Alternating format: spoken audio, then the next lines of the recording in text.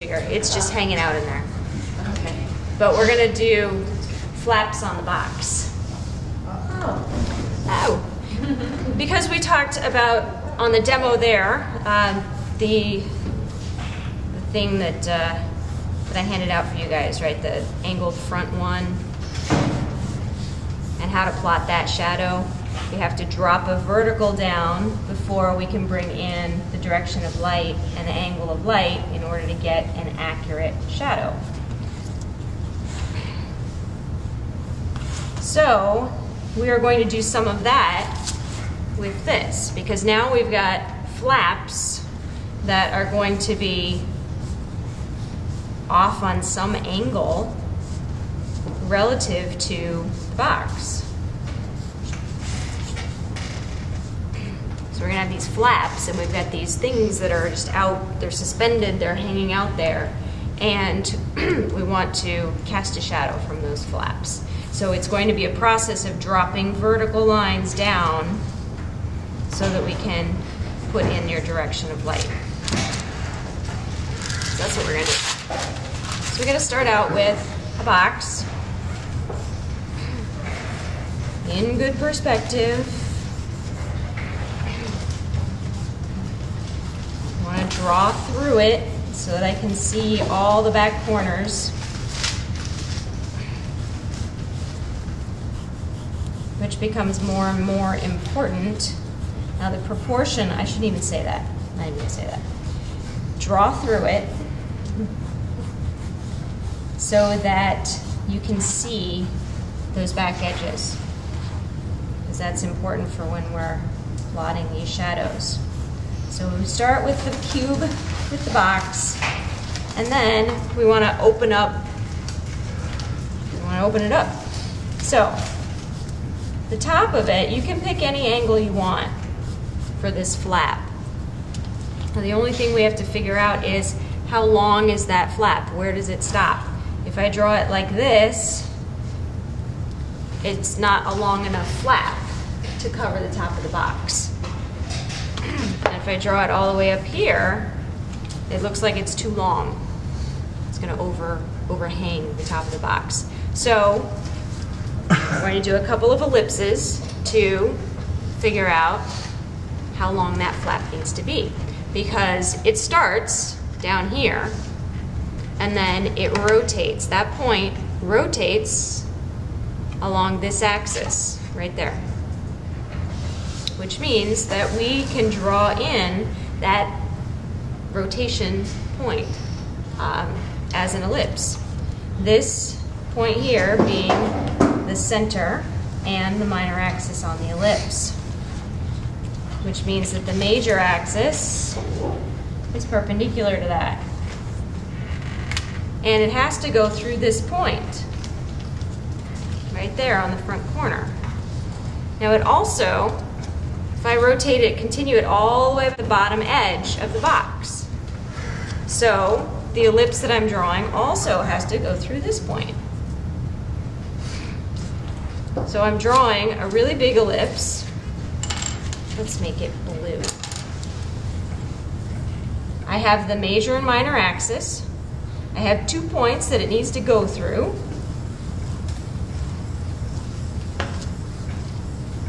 And we draw it. Now the fullness of that ellipse is going to relate to the fullness of the one that fits in the side of the box. So it doesn't have to be perfect, because all I need from that entire ellipse is this point up there, which tells me how long the top of my box needs to be. But it gives me the rotation from one point to the next. And so you'll see on a lot of design sketches that if something opens like this, they'll have an arrow. That arrow follows this ellipse, which explains the rotation of that flap, indicates the clear path of that rotation. So the top of my box will then be up here. My black pencil. So we now know how long that flap needs to be. Now these two little ones here are equal. They're short. It doesn't matter how wide they are, but they're equal. So when drawing these two flaps, I want you to pick a dimension on one side and draw it as if it's closed first, because that way we can get an accurate dimension and then rotate it out.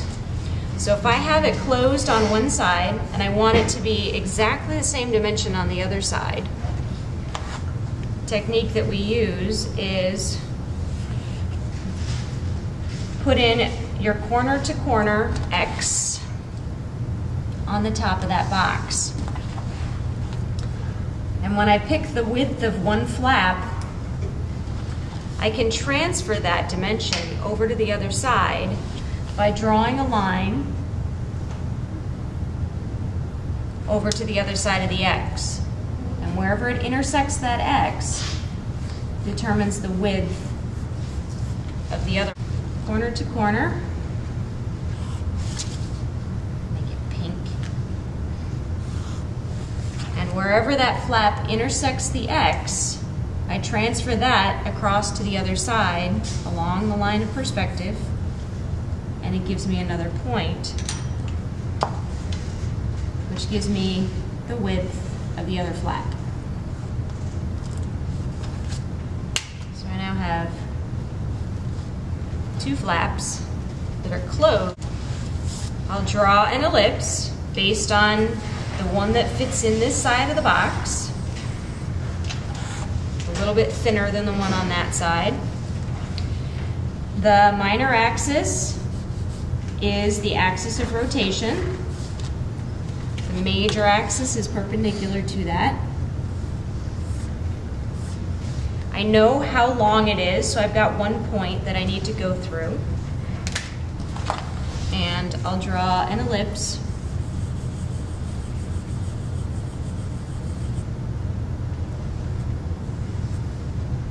around those axes that goes through that point. Okay, there.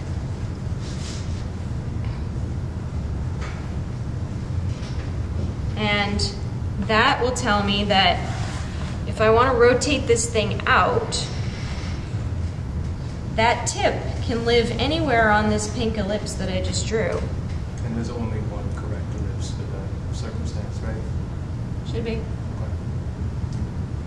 Needs to be a little bit fuller than what I drew. But yeah, there should be only one ellipse that works there with this major and minor axis, and it has to go through that point, and it has to look like this one that fits in the side of the box.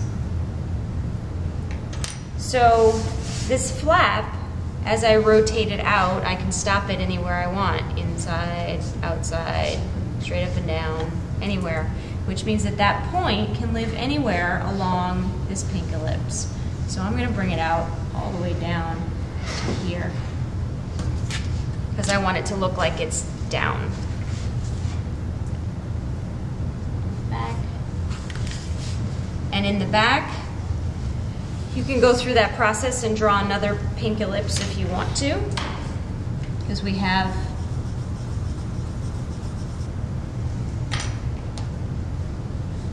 the information there, but it's just as easy. In fact, it's easier to just take this front edge, that angle that I drew, and translate it to the back with a parallel line, and that gives me the length of my flap.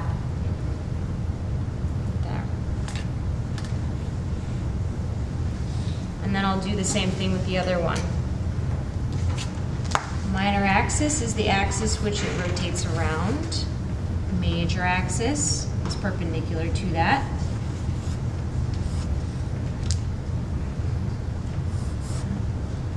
We have one point where the flap starts.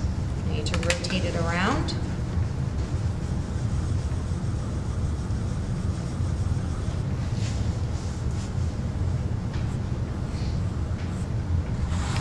And then pick the point, depending on how far out I want this flap to go.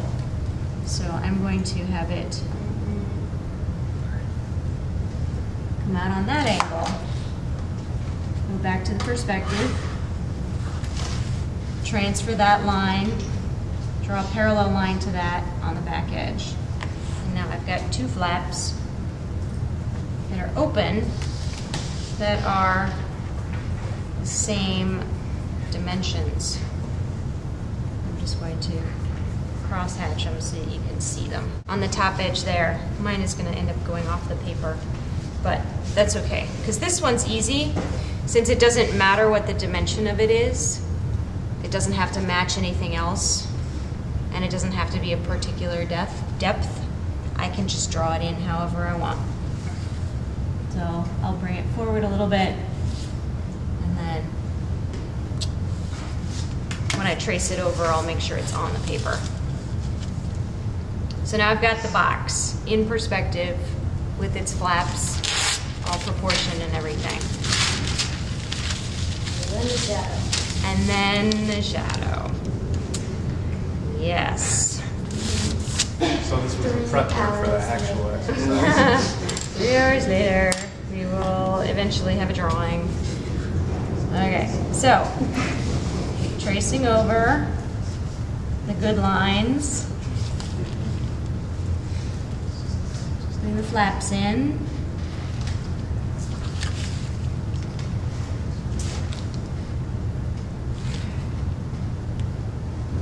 Now I don't need to trace over the hidden lines as long as I leave this other sheet underneath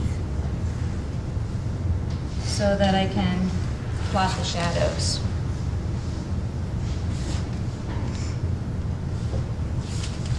But I do have to remember that the box is open, so I will draw in this line, which is no longer hidden. You can actually see that line now.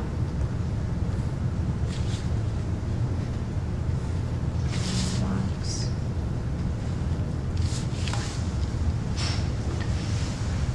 And the flap. Okay, so now, ready for the good stuff? Yes. All right, so we know how to cast a shadow from